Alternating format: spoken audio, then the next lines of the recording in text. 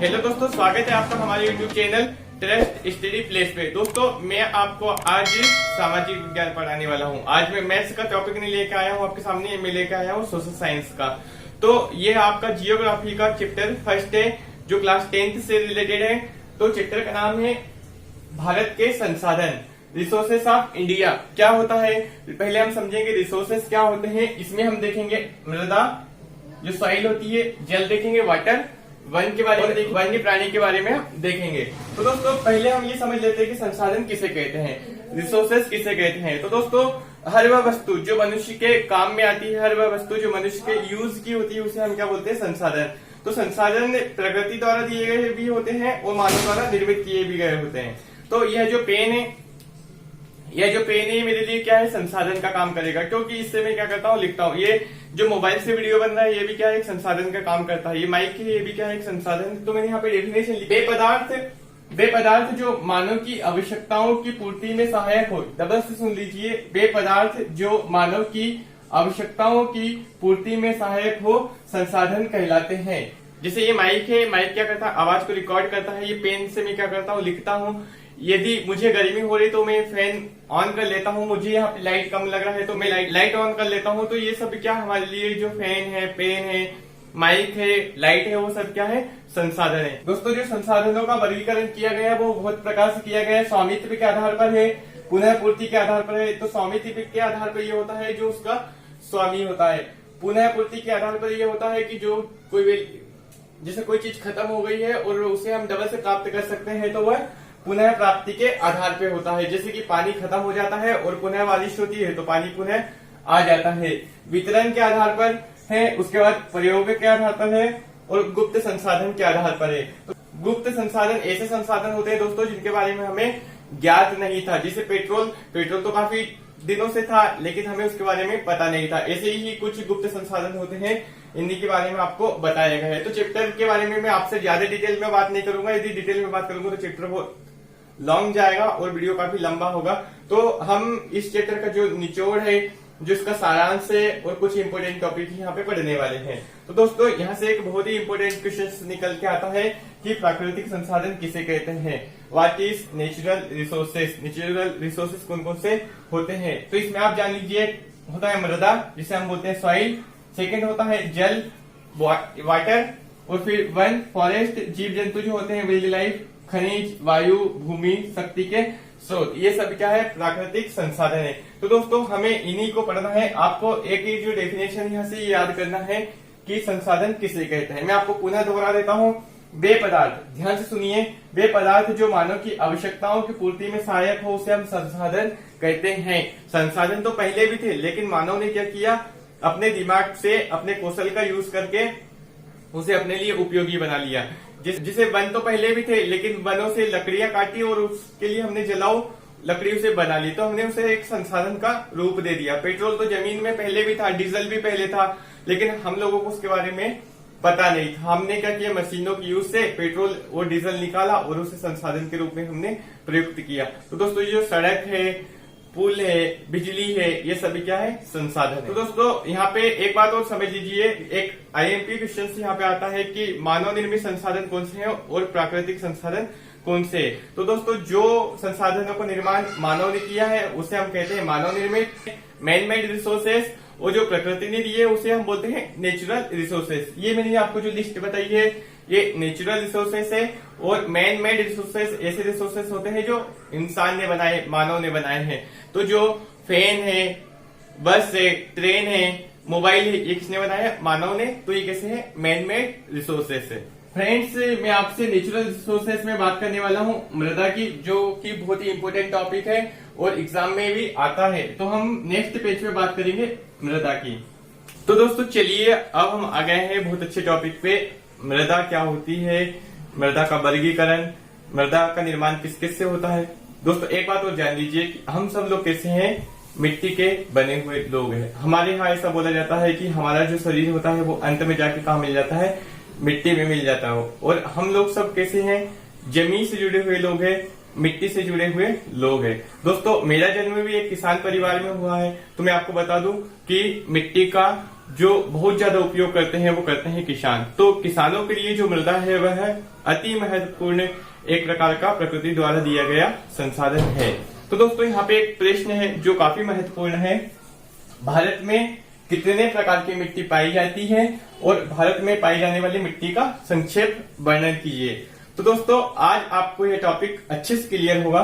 मैं आपको बता दूं भारत में 6 प्रकार की मिट्टियां पाई जाती है, जिसमें जलोढ़ मिट्टी है, काली मिट्टी है, लाल मिट्टी है, लेटेराइट मिट्टी है, मरुस्थलीय मिट्टी है और पर्वतीय मिट्टी है। यदि आपसे प्रश्न पूछा जाता है कि भारत में कितने प्रकार की मिट्टियां पाई जाती है, तो आपको बोलना है कि भारत में 6 प्रकार की मिट्टियां पाई जाती है, जो इस प्रकार से है।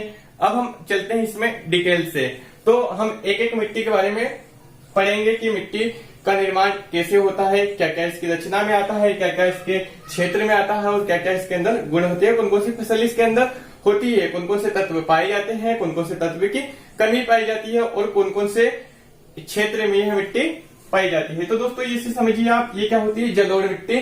तो जलोढ़ मिट्टी ये आपको नाम से सिद्ध हो रहा, मतलब यहाँ पे जल की बात आ रही है।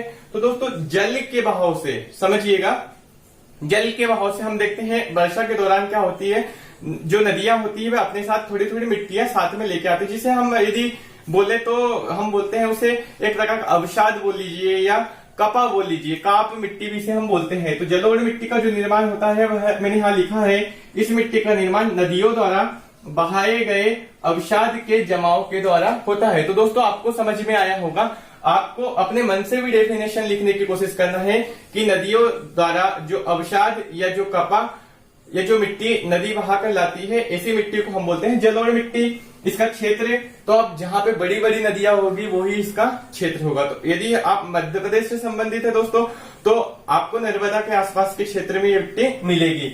मैंने यहाँ पे लिखा है उत्तर भारत, लिखा है पंजाब, क्योंकि पंजाब में बहुत सारी नदियां हैं। उत्तराखंड का क्षेत्र है, आपने गंगा है, यमुना है, ब्रह्मपुत्र है, ये जो बड़ी बड़ी नदियां हैं इनके आसपास का जो क्षेत्र होता है उसमें कौन सी मिट्टी पाई जाती है, जलोढ़ मिट्टी पाई जाती है। इसमें पोटास और चूना प्रचुर मात्रा में पाया जाता है और जल के लिए काफी गुणकारी होती है। यदि हम इसमें फसल उगाते हैं तो काफी मात्रा में हम उत्पादन ले सकते हैं। दोस्तों नेक्स्ट मिट्टी आती है काली मिट्टी, जिसे हम ब्लैक सॉइल कहते हैं और इसे एक और नाम दिया गया है जो इसका नाम है रेगड सॉइल। दोस्तों यह मिट्टी काफी इंपोर्टेंट है और हमारे क्षेत्र में सबसे ज्यादा काली मिट्टी ही पाई जाती है। तो काली मिट्टी का एक गुण यह होता है दोस्तों, यदि इसमें धूप पड़ती है तो यह क्या होती है, सूख जाती है और इसमें क्या होती है, दरारें पड़ती है। और यदि बारिश होती है तो ये क्या होती है, चिपचिपी हो जाती है। इसका एक बहुत अच्छा गुण होता है। और यदि आप इसे काफी समय तक यूज नहीं करेंगे इस मिट्टी को, दोनों कंडीशन में, यदि बारिश होने के बाद भी आप यूज नहीं करेंगे तो कैसी हो जाएगी, एकदम ठोस हो जाएगी। और यदि सूख गई, गर्मी के समय यदि आपने इसका यूज नहीं किया और सूख गई तो ये कैसी हो जाती है, एकदम हार्ड हो जाती है। काली मिट्टी का निर्माण दोस्तों चूना, पोटास, लोहा इन सब से मिलकर बना होता है। मैं आपको एक बात और बता देता हूँ, लोह तत्व जब मिट्टी में मिलता है तो इसके कारण इसका कलर कैसा हो जाता है, इसका जो रंग होता है वह काला हो जाता है, इसीलिए हम इसे काली मिट्टी कहते हैं। इसका क्षेत्र देख लीजिए आप, महाराष्ट्र, सौराष्ट्र और मध्य प्रदेश और मालवा के क्षेत्र में ये प्रचुर मात्रा में पाई जाती है और इसमें प्रमुख रूप से कपास, गेहूं की खेती होती है। और ये दोस्तों ये गुण मैंने आपको बहुत ही सेलेक्टेड लिखे यहाँ पे। ये कैसी होती है, बारीक होती है, इसमें काफी मात्रा में नमी पाई जाती है और पोषक तत्वों की प्रचुर मात्रा इसमें पर्याप्त मात्रा यहाँ पे पाई जाती है। नेक्स्ट मिट्टी आती है लाल मिट्टी। लाल मिट्टी को हम समझ लेते हैं क्या होता है, इसे हम बोलते हैं रेड सॉइल। तो इसकी जो रचना होती है वो चट्टानों के टूटने से लोह तत्व मिट्टी में मिल जाता है। दोस्तों मैं आपको एक चीज और बता देता हूँ, जब अधिक धूप पड़ती है तो क्या होता है, धूप पड़ने के कारण जो पत्थर होते हैं उसपे धूप से अधिक तापमान बढ़ने के कारण वो क्या होते हैं, टूट जाते हैं और उनका जो लोह तत्व होता है वो कहाँ आ जाता है, मिट्टी में आ जाता है, जिसके कारण उसका कलर कैसा हो जाता है, रेड सॉइल। मैं आपको बात कर रहा हूँ चट्टानों की। तो इसी चट्टानों के पत्थर जब टूट के मिट्टी में मिल जाते हैं तो इसके अंदर कौन सा रंग आ जाता है, लाल कलर का, इसीलिए इसे हम बोलते हैं लाल मिट्टी। इसका जो क्षेत्र होता है वो नागपुर का पठार, उड़ीसा, मध्य प्रदेश में ये मिट्टी पाई जाती है और ये भी क्या कैसी होती है, बहुत ही उपजाऊ होती है और गेहूं, दाल और कपास की फसल इसमें भी ली जाती है। चलिए तो दोस्तों हम आगे देखते हैं लेटेराइट मिट्टी। तो लेटेराइट मिट्टी के बारे में हमने पढ़ा है कि ऐसी मिट्टी का निर्माण लेटेराइट चट्टानों के टूटने से होता है। और यहाँ मैंने लिखा है जहाँ तर मौसम बारी बारी से रहता है, मतलब जहाँ बारी बारी से बारिश होती है ऐसे ऐसी जगह पे लेटेराइट मिट्टी पाई जाती है। लेटेराइट चट्टानों के टूटने से जिस मिट्टी का निर्माण होता है उसे हम बोलते हैं लेटेराइट मिट्टी। तो लेटेराइट मिट्टी और जो लाल कलर की जो मिट्टी होती है, इन दोनों का कलर कैसा होता है, एक जैसा होता है। इसलिए यहाँ से भी आपको एक प्रश्न पूछा जाता है कि लेटेराइट मिट्टी और लाल मिट्टी में अंतर बताइए। इसका क्षेत्र दोस्तों कौन सा है, रत्नागिरी का है, जो महाराष्ट्र में पाया जाता है, पश्चिम बंगाल का क्षेत्र है। और इसका जो गुण होता है, इसमें जो प्रमुख रूप से फसल होती है उसमें चावल होता है, कपास होता है, दाल होती है, मतलब कि जो दालें होती है वो, और मोटे अनाज पाए जाते हैं। इसकी हम उपजाऊ इसमें ले सकते हैं। पांचवा है दोस्तों मरुस्थलीय मिट्टी, डेजर्ट सॉइल। तो दोस्तों मरुस्थलीय मिट्टी को डेजर्ट सॉइल बोला जाता है। और डेजर्ट में नाम आप सुनते होंगे, गुजरात का जो क्षेत्र है कच्छ, तो राजस्थान का जो क्षेत्र होता है, गुजरात का दक्षिणी पंजाब है, हरियाणा, ये क्षेत्र में कौन सी मिट्टी पाई जाती है, मरुस्थलीय मिट्टी पाई जाती है। इसकी जो रचना होती है वह खनिज नमक अधिक मात्रा में इसमें पाया जाता है। इसका जो गुण होता है दोस्तों, यदि हम इसे सिंचाई के लिए बार बार यूज करेंगे तो यह कैसी रहती है, ये उपजाऊ रहती है। और यदि हम सिंचाई बंद कर देते हैं तो ये जमीन कैसी हो जाती है, बंजर हो जाती है। ये मरुस्थलीय मिट्टी है। यहाँ क्या होता है दोस्तों, हवा के चलने से जो बालू रेत उड़ उड़ के आती है उससे इसका निर्माण भी होता है। नेक्स्ट हम देखेंगे पर्वतीय मिट्टी, जिसे हम बोलते हैं माउंटेन सॉइल। तो पर्वतों का राजा कौन सा है बताइए आप, पर्वतों का राजा कौन सा है, हिमालय। तो दोस्तों हिमालय के आसपास का जो क्षेत्र पाया जाता है वहां पे पर्वतीय मिट्टी पाई जाती है। इसका जो क्षेत्र है वह आप देख लीजिए, असम है, दार्जिलिंग है, नैनीताल है। और इसमें जो गुण पाया जाता है, मतलब प्रमुख रूप से इसमें जो फसल होती है वह चाय की खेती हो सकती है। और आपको पता होगा कि चाय की खेती के लिए असम बहुत ही फेमस जगह है। तो दोस्तों मैंने आपको ये बताया है, मिट्टी का एक परिचय दिया आपको मैंने, मिट्टी का निर्माण कैसे होता है, मिट्टी के प्रकार कैसे होते हैं, मिट्टी के कौन कौन से क्षेत्र है, कौन कौन से गुण इसमें पाए जाते हैं। दोस्तों यह आपको जान लेना बहुत ज्यादा जरूरी था, इसलिए मैंने इस टॉपिक को आपसे क्लियर किया। और दोस्तों ये परीक्षा की दृष्टि से काफी महत्वपूर्ण है। दोस्तों क्वेश्चन नंबर 4 है, मृदा संरक्षण सॉइल कंजर्वेशन से क्या तात्पर्य है। तो दोस्तों मिट्टी के अपरदन को रोकना या मिट्टी के उपजाऊपन को बनाए रखना ही क्या कहलाता है, मृदा संरक्षण कहलाता है। यदि जो उपजाऊ परत होती है हमारे ऊपर की कुछ भाग की, तो उसमें यदि हम उपजाऊपन बनाए रखते हैं और यदि अपरदन को कम करते हैं तो हम उसे क्या बोलते हैं, मृदा संरक्षण। और दोस्तों लास्ट जो क्वेश्चन है मृदा से संबंधित, यह काफी इंपोर्टेंट है। वो 2017 और 2019 में एमपी बोर्ड में आया भी है। ये मानव जीवन में मृदा का महत्व बताइए। क्वेश्चन नंबर 5 और मृदा से संबंधित अंतिम प्रश्न है दोस्तों, मानव जीवन में मृदा का क्या महत्व है।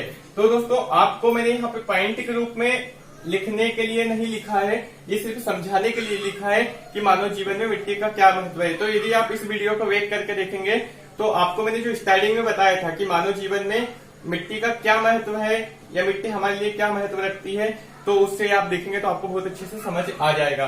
तो दोस्तों हम सब, मैं आपको डबल से रिपीट कर देता हूँ कि हम सब लोग कैसे प्रत्यक्ष या अप्रत्यक्ष रूप से मिट्टी के ऊपर निर्भर रहते हैं। क्यों, क्योंकि हम जो वस्त्र लेते हैं वो भी सब कहाँ से आते हैं, मिट्टी से आते हैं। हमें कपास कहाँ से प्राप्त होता है, मिट्टी से प्राप्त होता है। हमारे भारतवर्ष के अनेकों जो घर हैं वो सब कैसे बने हुए, मिट्टी से बने हुए। दोस्तों आपको एक बात और याद रखना है कि हम सब लोग मिट्टी से जुड़े हुए लोग हैं, तो मिट्टी का हमारे जीवन में काफी महत्व है। पशुपालन उद्योग भी सब किसके ऊपर निर्भर करते हैं, मिट्टी के ऊपर। आप बोलोगे सर पशु मिट्टी के ऊपर कैसे निर्भर करता होगा, यहाँ पे जो टॉपिक लिखे गए हैं मैंने सिर्फ समझाने के लिए लिखे हैं, आपको इसका आंसर डिटेल में लिखना है। आप अपने मन से भी इस प्रकार का आंसर लिख सकते हैं। धन्यवाद दोस्तों। यदि आपको वीडियो पसंद आता है तो वीडियो को लाइक कीजिए और चैनल को सब्सक्राइब कीजिए।